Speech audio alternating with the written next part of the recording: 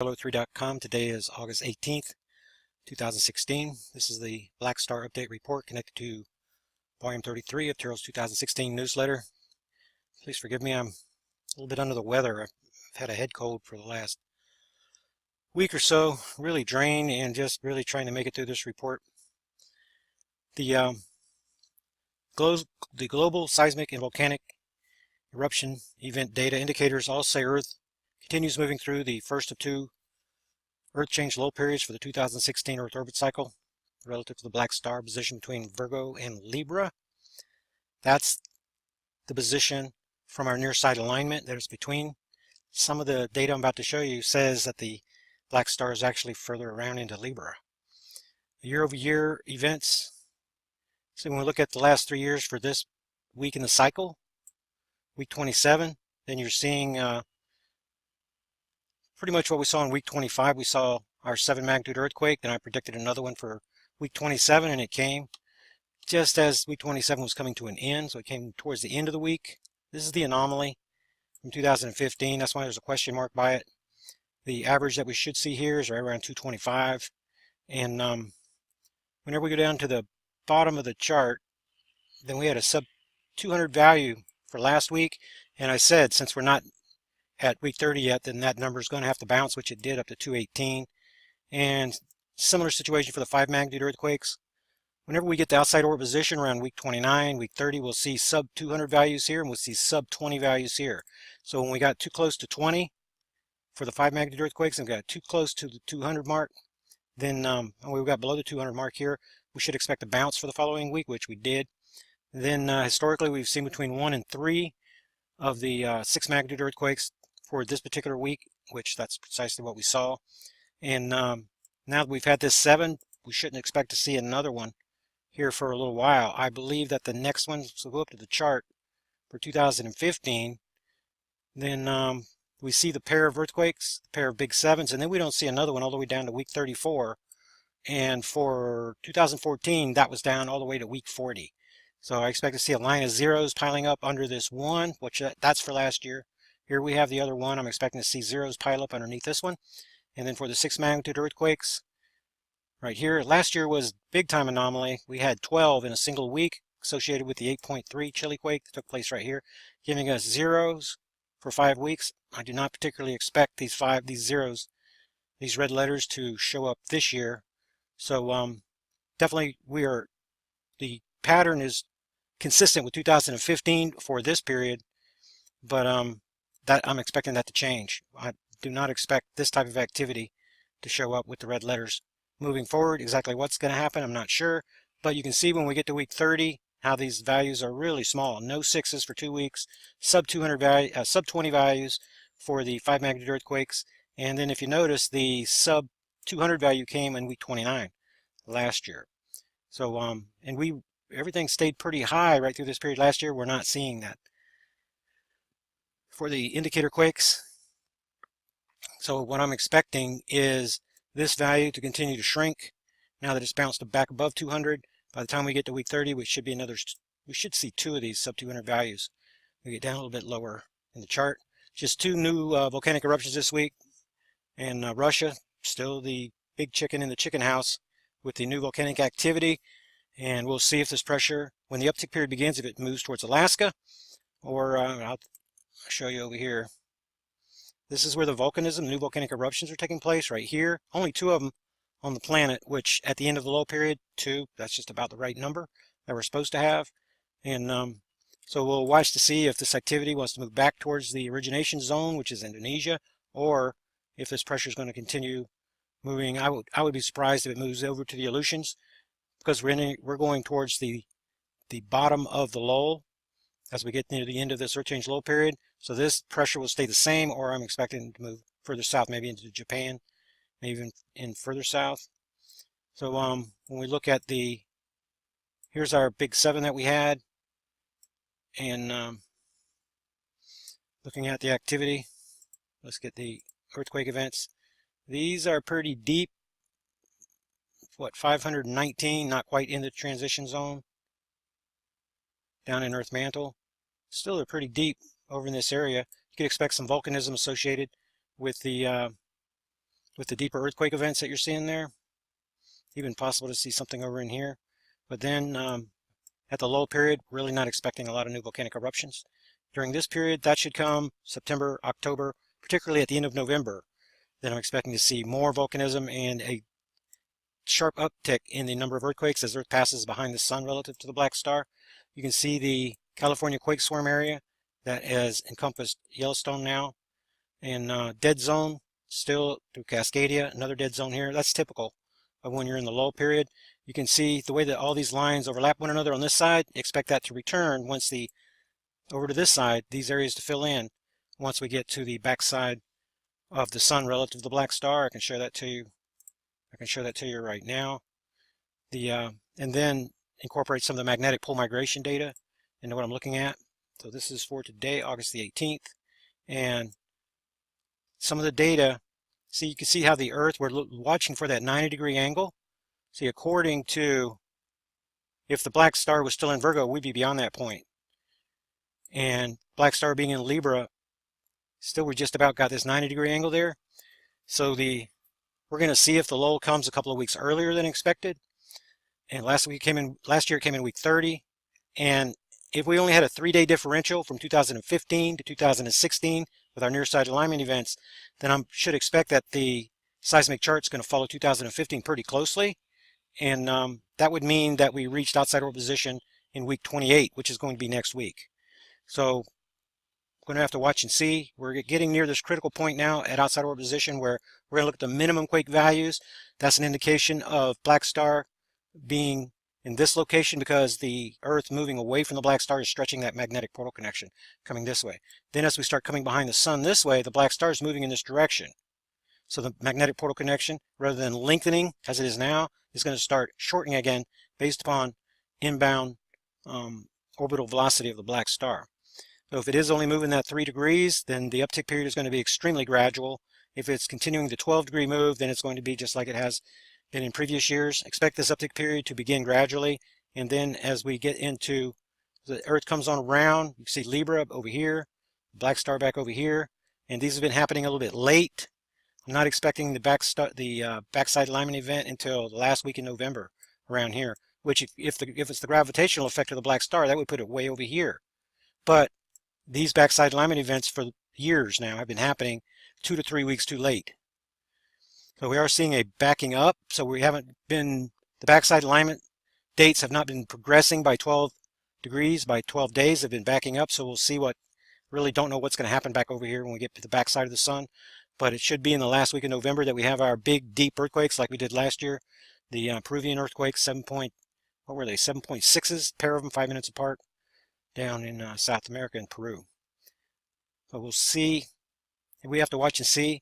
And I want to get back over the newsletter because some of this data is pointing towards May 20th, 2017 as maybe being our crossing event after all, in defiance of what we saw at the near side alignment.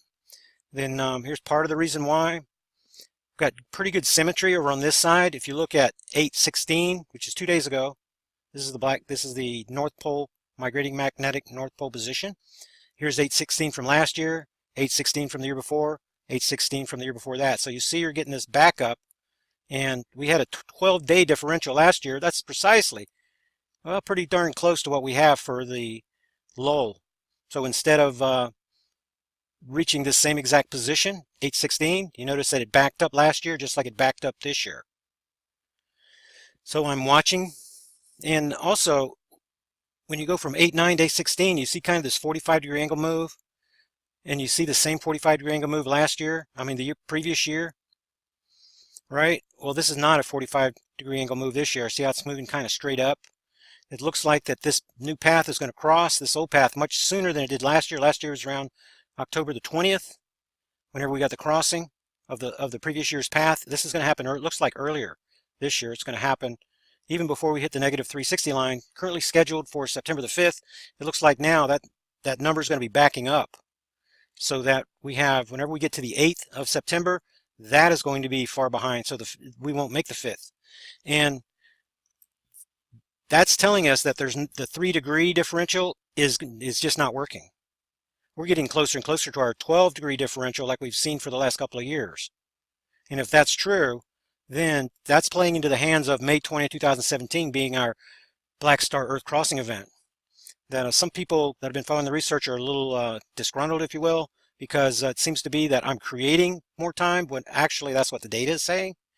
So when I'm expecting, for example, our near side alignment quake event to happen, let's go back to the solar system. When I'm expecting this near side alignment event to happen on the alignment in the first week of May, say about right here, and it actually happens in late April, that backs the black star up. And when it's only 3 days later, that's a 3-degree differential. Then I start looking for the 3 degrees in the magnetic pole migration chart, which has been present for 2 of the last 3 weeks.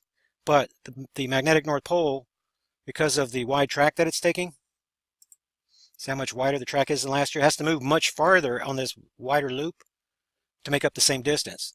So it's just not happening that way. But when I draw the line through the 16th, you see we have more than a 3-day differential here. So we're going to get up into this area, and it's likely not going to be September the 5th like I'm thinking, because the black star is actually farther left in the orbit diagram than I suspect. So we're going to see if there's symmetry between the seismic chart, which is showing about a 12-day differential. These 2 big quakes that were predicted came about 2 weeks, just under 2 weeks later than last year. That's what's supposed to happen on the 188-day cycle. It could be that the 188-day cycle is still in play, but the near side alignment quake event this year happened because it happened early for reasons that I don't yet understand. This dynamic situation, there are more forces at play here. It could be orbitals involved with the black star that we simply can't see, that some people think are being imaged. Maybe they're coming into alignment also with our Earth and earlier than expected, and throwing things off. So perhaps I'm not just tracking the magnetic/gravitational anomaly. Perhaps there are orbitals involved, and that has something to do with what's happening here. But my view, that would not affect the magnetic pole migration. So this is going to be a very important piece of information moving forward. And we'll see if we pass behind the sun relative to the black star up here. This is where we should be at the top position when we pass behind the sun relative to the black star. We'll see if this happens on schedule or if it's early or late, kind of thing. So there's the top featured articles for this week. There are 3 brand new articles on the, let me see if I can, here we go. Sorry, I'm having, like I said earlier, I'm having a little bit of trouble here. NASA says massive earthquake, 99.9% likely to rock Los Angeles. And that's what I've been saying. And it's because they see what I see over here on this, over in this side of the world, this proliferating, this widening quake swarm area, the new line of activity stretching from Texas. This is part of a new line of activity. It appears that these plates are separating because of Solomon Island, February 6, 2013, and there's a cascade taking place here. So that creates extra space, more opportunity. At the same time, that's more opportunity for slippage up here. At the same time, the deeper earthquakes moving around the northern and southern regions of the Pacific Ocean Ring of Fire. See the depth on these earthquakes? Even in South America, but we're not seeing that yet at the California quake swarm area. And through the lull period, you can see that the average is only, you've only got, you don't have any here that are in the 20s now. We're seeing that regularly through the uptick period. So these earthquake events are getting shallower through the lull period, but expect that they're going to get deeper. And after, what I'm expecting is a Cascadia, in this Cascadia subduction zone, I'm expecting a linchpin quake event. That's going to deepen everything here whenever we start getting the movement. And I'm expecting during the uptick period, we're going to see more. You don't see any activity here off the coast of Central America. So everything's kind of moved towards the east. But after the uptick period begins, I'm expecting this activity to kick off again. These earthquakes will be deeper, and then we'll see that pressure shifting north. Once the magma wave builds up pressure again from this deep earthquake activity, after the uptick period begins, expect to see more and more of these really deep earthquakes that are far off the map like these. That's showing the depth of the earthquakes down inside the earth. So as the uptick period, as we're going through September, October, November, these earthquake events are going to get deeper. We're going to see a new series of earthquakes, just like we did during the recent uptick period, out off the coast here, and then expect that pressure is what's going to start moving north, and that's going to cause these earthquake events to get deeper and deeper.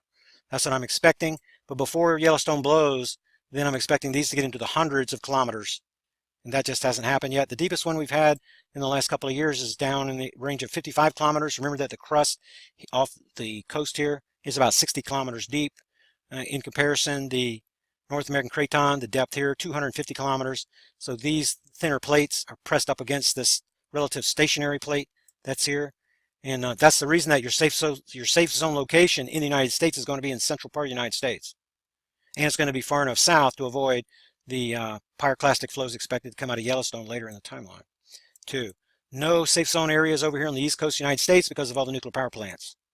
And these plates are expected to start moving once the big one happens out here in California. Everybody's expecting it. It's just a bit funny to me that NASA is the one predicting the earthquakes, not the USGS. Why is NASA predicting a big one out here? Why isn't it the USGS doing that, or the Europeans, or the Russians, or why is it NASA? Because it's connected to something that's celestial is the reason that's why. So no safe zone areas, zones over here. The reason is because after this area kicks off, then this pressure is going to shift over to Madrid over here, and then that's going to begin liquefaction of the entire Mississippi River Basin, and that's going to create the additional space to allow these plates to move, particularly the fault line, activity along the fault line that most people don't even know about along the eastern ridge. The eastern Appalachian Ridge runs from just about the northern tip of Georgia up through New England, up here. It's pushed together so tightly it can't move, but when you start seeing after this, the New Madrid goes, there's going to be a new series of earthquakes working over in this area. And that's what I expect, but later in the timeline. Right now, we're watching the U.S. West Coast.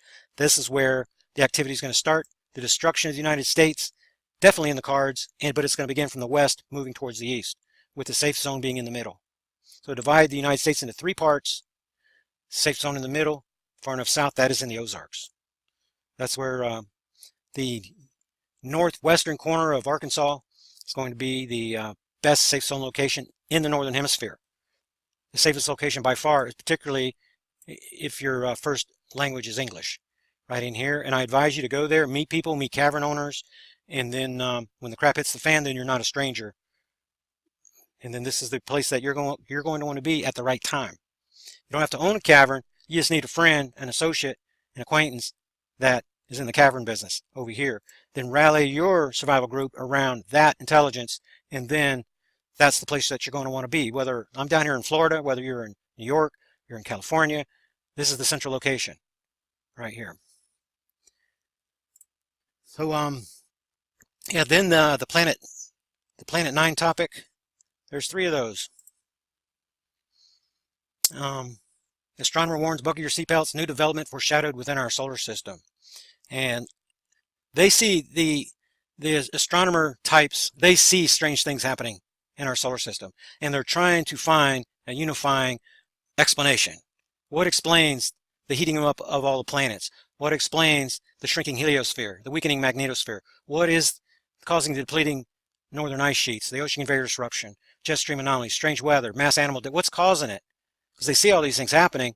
And to me, this is a lettered agency disinformation program. This Planet 9 thingy is a hoax. And the object that we're tracking cannot possibly have this strange orbit path. It's impossible because it is creating a seismic pattern. If it's creating a seismic pattern, then it has to be very near the plane. If it's a binary twin to our sun that collapsed, and now we can't see because it's something between a black dwarf and a neutron star, we can't see it, but we can feel the effects of it magnetically and gravitationally, then it's going to be near the plane. So that when the Earth comes around and aligns with the sun in this object, then we're seeing this activity. That's why there's a seismic pattern. So, my mind, this is all disinformation. Something along this orbit path is never, it's beyond Neptune and Uranus on both sides of all 4 sides. So it's never going to come close enough to our planet to create the havoc that is in the cards for us right now. If you look historically, a geological pole shift will never be caused by an object like this. This Planet 9 thing is NASA telling you that we're on the wall, we're looking, and we think there might be something that's way, way, way out there, and we're going to keep you updated, when in reality the black star is already inside a Jupiter orbit path. So they're giving you something to see, to fill in the blanks, so they have an explanation for all the changes that are taking place all around us. And again, it's interesting to me that NASA is the one predicting what's going to happen. Here's the other one. Our tilting solar system could hint at properties of proposed Planet 9.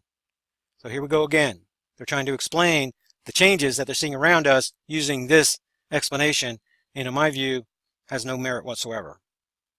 The orbit path that they're going to give us thing does not match the seismic pattern we have.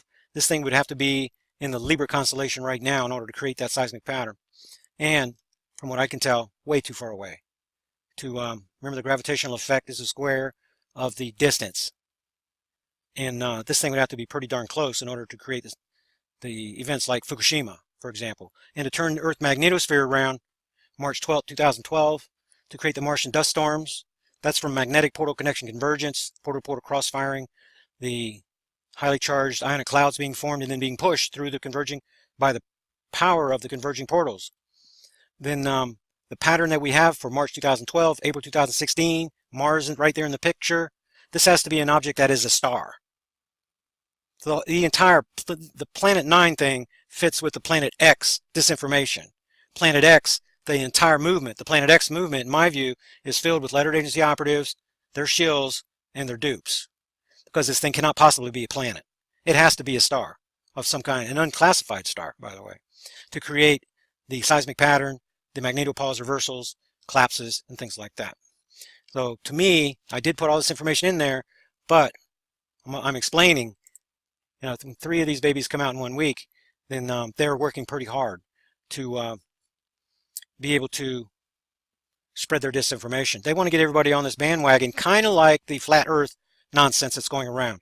Let's get as many dupes as we can on these wagons and lead them around. That's what I see with this part here. And then when I get back to the, see, now I can close this window. So I've shown you guys that stuff.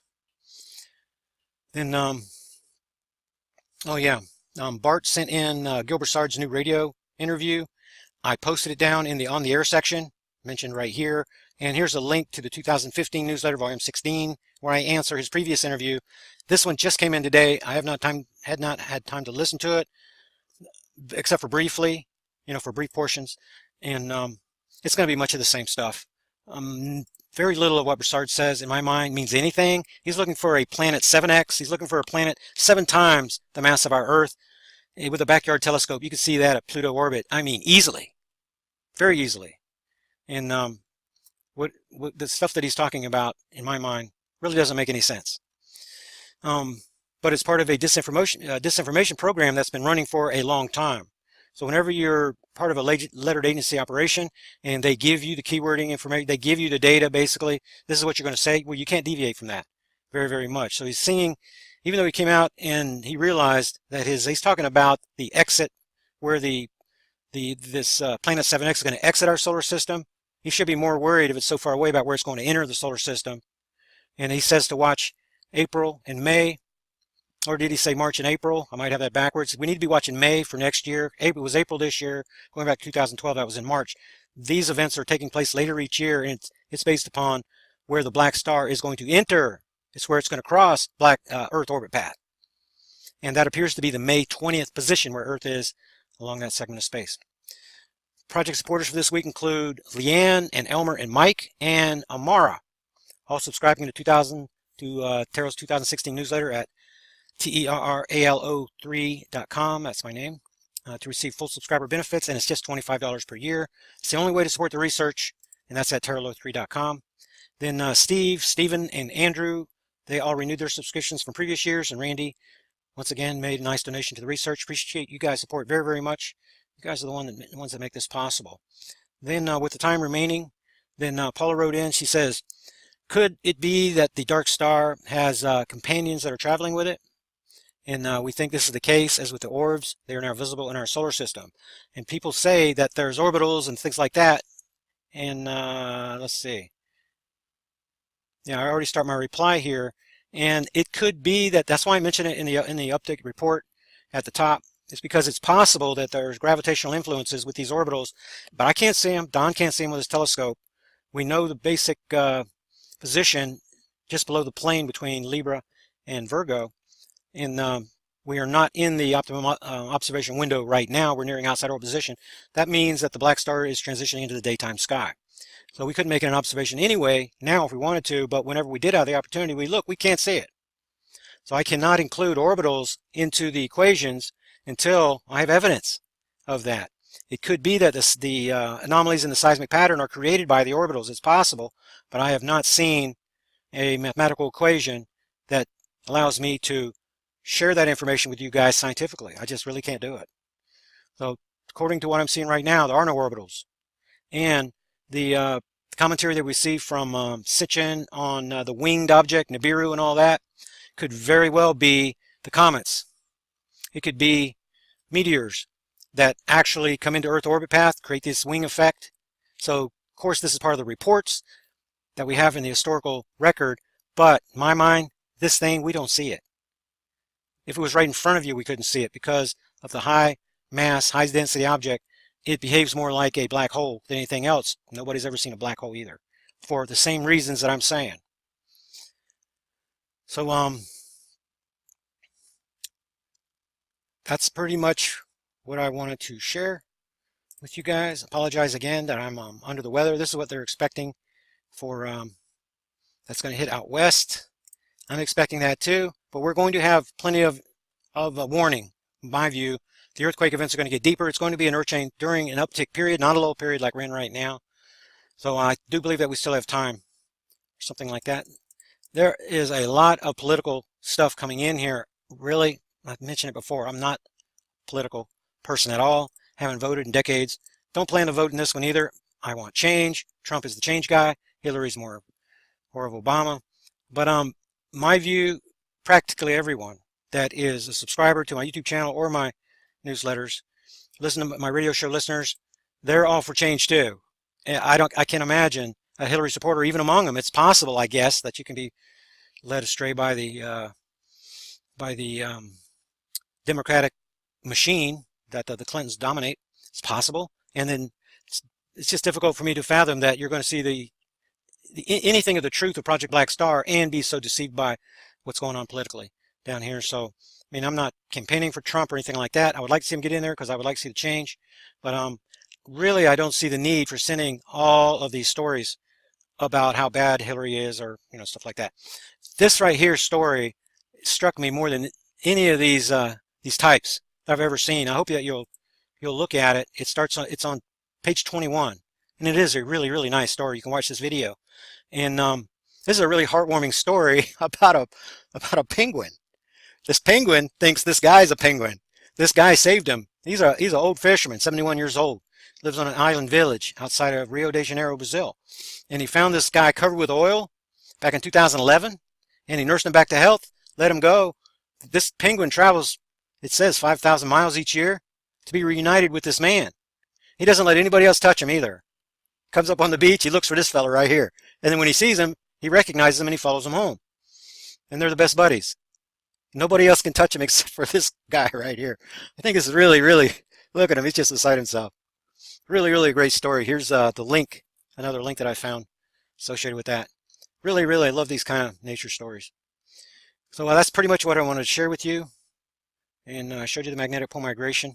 Showed you the new volcanic information. Let's see if there's really anything in here. Oh yeah, the flooding in Louisiana, that's a big deal. And that's part of the earth changes. We're seeing here, there's the Sprite formation. There you're seeing firing from the clouds up into space, up into the magnetosphere. This is very similar to the type of lightning bolts that strike from between the magnetic portal connections that create the highly charged ionic clouds out in space that are being mischaracterized as interplanetary shock waves from activity very similar to this on a larger scale up outside of Earth magnetosphere. So there's a listing of the lots of strange stuff that are in here. I'm really attracted to the anomalies more than the regular stuff that you're going to see. And here's what was sent in, Conspiracy Corner by Bart right here. The truth is now illegal.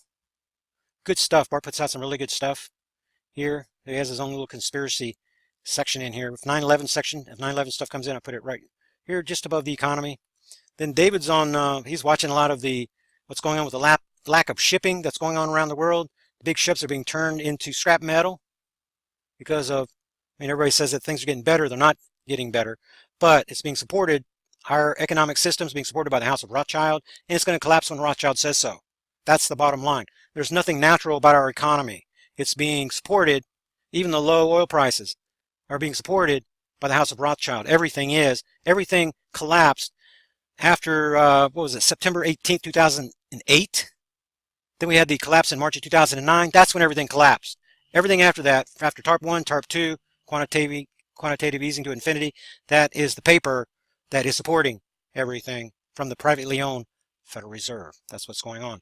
Will the dollar collapse? Everybody keeps predicting for the dollar it's going to collapse. The House of Rothschild really has nothing to gain by collapsing the dollar because it's going to create new threats. They've already got enough threats with the Black Star. So I expect them to continue to support the silver short position, to keep silver artificially low, even though it has climbed. I called the low at 1350, and now it's going up. You guys that got on board at 1350 at the bottom, now you're looking real smart. Here's information on Faith Money. This is on page 54, and this is how you're being ripped off. Where you keep your money really matters. Important stuff. Paper gold. You do not want to own paper gold. You don't want to own paper anything. You want real gold, real silver. And in my view, silver is the big play because it is undervalued much more than gold. So if the same money you put into silver, you can double, triple your money much easier than you can with gold, my view. And then the smaller denomination is what you're going to look at for survival. You can barter a single silver eagle for a lot of stuff. Remember, after the collapse, silver is going to be $200, $300, $500 an ounce after the collapse. And if you got one of these babies for $13.50, you're going to be able to trade it for a firearm, a mode of transportation, a bicycle, something that you really, really need. Water purification supplies, medicine on the backside of the collapse. So in my view, silver eagles, silver maples, things that people can identify. That's what you're going to barter with later in the timeline. Extremely light, and if you don't have that much of it, obviously, but along that lines, fish hooks and even hair shampoo. Sounds crazy, doesn't it? But when you've lived out in the rough for months and months and months, just that little teeny bottle of hair shampoo for the woman makes things a heck of a lot better, and you can barter those things later in the timeline. And this is, like I said, there's a whole bunch of Hillary stuff in here, and this the shooting stuff. Expect the illegal alien divider-in-chief to continue pushing with his corrupt Department of Justice, his corrupt State Department. Corruption is everywhere. People that have solutions, that write me with solutions about what's going on with the government or economically, then I think that it's all nonsense. It's being supported by the House of Rothschild, and the entire system is corrupt. When the entire system is corrupt, then revolution or bend over and take the medicine. That's only two choices. Either we're going to grow the guts to have a revolution in this country, or you're going to bend over and take the medicine. There's nothing in between. And the entire system, top to bottom, is corrupt. Here's a little bit of information about the Third Temple. My view, Israel should have rebuilt the Tabernacle of Moses in 70 AD, and they should have been keeping the law. The fire outside the tent of meeting should have been burning every single day, according to the perpetual statutes. These are laws handed down from Moses, given to Israel, that they are disobeying, and they have been for the last 2,000 years. Part of the reason Israel is out of fellowship with the Lord God. Stop talking about the Third Temple and build the Tabernacle of Moses. Then God will send you the power to rebuild the temple in Elijah, who you guys are waiting for. That's the way I look at this entire situation here. And those that think that we're at the end of the age, we're nowhere near the end of the age. The temple has to be rebuilt. Everything has to be restored first. And then destruction comes at the end of the age when the Black Star comes in about 3,600 years. Here's a article that you guys are going to want to look at. And if you haven't heard of FlexiSpy, you can see it right here. Google it. Do some tracking. We have people on my team that are being tracked using this FlexiSpy thingy. My advice was put your phone in a bowl with a little radio, transistor radio, and just let them listen to it all day long. All they want. And get yourself a little bit of privacy. But that's one way of doing it. If you're stuck with a company phone that they can tap your information, know your whereabouts, know exactly what you're doing. So sent in by David, and this is on page 68. You want to look at that information, what's going on there. Health and wellness, suicide, a side effect drug warning. And your own health, your own wellness, going on to look at some of this information. It has to do with statin down here, the worst drug for good health. Things that you want to eliminate, lots of videos on this information. And yeah, the FDA, Congress, bought scientists. The entire system is corrupt. Most certainly is. Then the lost art of scratch cooking. And these are interesting things sent in by contributors and newsletter subscribers that benefit you. That's why they're down here in health and wellness and in the survival section. And things that you don't think about that often. But later in the timeline, when everybody's a survivalist, everyone will be cooking by scratch. It's a good idea to be researching, getting these things fixed in your mind, downloading these documents so that you have access to them. Create your own little CD, survival CD, And this type of information can lead you out of the woods whenever you have trouble later in the timeline and you're living in a survival situation. Then always remember the radio show. I'll be doing that from 4 to 5. It's Black Star Thursday at Revolution Radio. For those that don't have time, after the show, I will place the link right here to that show so you never miss a radio show. And remember again that you can get full subscriber benefits, support the research at TerraLo3.com. Appreciate you guys' support very, very much. I'm out of time, and I'll see you on the next Black Star Update report. Hello, YouTube and newsletter subscribers. This is Terrell from TerraLo3.com. Today is August 18th, 2016. This is the Black Star Update report connected to Volume 33 of Terrell's 2016 newsletter. Please forgive me, I'm a little bit under the weather. I've had a head cold for the last week or so, really drained and just really trying to make it through this report. The global seismic and volcanic eruption event data indicators all say Earth continues moving through the first of two Earth change low periods for the 2016 Earth orbit cycle relative to the Black Star position between Virgo and Libra. That's the position from our near side alignment that is between.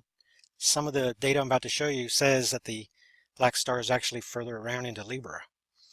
Year-over-year events. So when we look at the last 3 years for this week in the cycle, week 27, then you're seeing pretty much what we saw in week 25. We saw our 7 magnitude earthquake. Then I predicted another one for week 27, and it came just as week 27 was coming to an end. So it came towards the end of the week.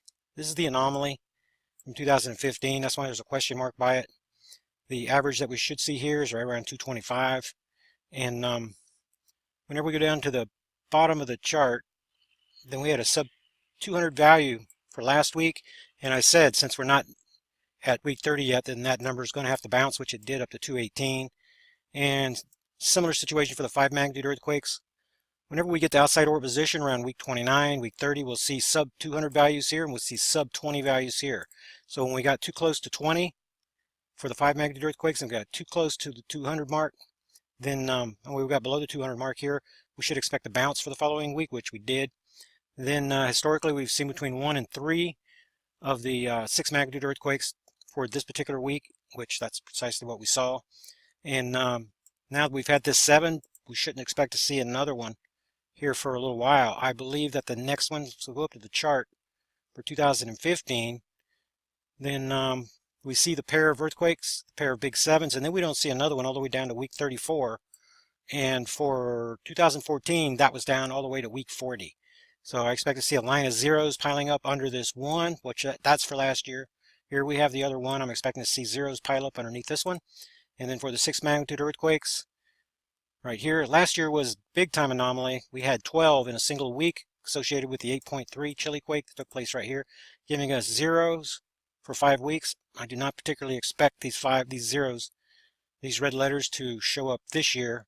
So definitely the pattern is consistent with 2015 for this period, but that I'm expecting that to change. I do not expect this type of activity to show up with the red letters moving forward. Exactly what's going to happen, I'm not sure, but you can see when we get to week 30 how these values are really small. No 6s for 2 weeks, sub 200 value, sub 20 values for the 5 magnitude earthquakes, and then if you notice, the sub 200 value came in week 29 last year. So and everything stayed pretty high right through this period last year. We're not seeing that for the indicator quakes. So what I'm expecting is this value to continue to shrink now that it's bounced back above 200. By the time we get to week 30, we should see 2 of these sub 200 values. We get down a little bit lower in the chart. Just 2 new volcanic eruptions this week, and Russia still the big chicken in the chicken house with the new volcanic activity. And we'll see if this pressure, when the uptick period begins, if it moves towards Alaska, or I'll show you over here. This is where the volcanism, new volcanic eruptions are taking place right here. Only 2 of them on the planet, which at the end of the low period, 2, that's just about the right number that we're supposed to have. And so we'll watch to see if this activity wants to move back towards the origination zone, which is Indonesia, or if this pressure is going to continue moving. I would be surprised if it moves over to the Aleutians, because we're going towards the bottom of the lull, as we get near the end of this earth change low period. So this pressure will stay the same, or I'm expecting to move further south, maybe into Japan, maybe even in further south. So when we look at here's our big 7 that we had, and looking at the activity, let's get the earthquake events. These are pretty deep. What, 519, not quite in the transition zone, down in Earth mantle. Still, they're pretty deep over in this area. You could expect some volcanism associated with the deeper earthquake events that you're seeing there. Even possible to see something over in here. But then at the low period, really not expecting a lot of new volcanic eruptions. During this period, that should come September, October,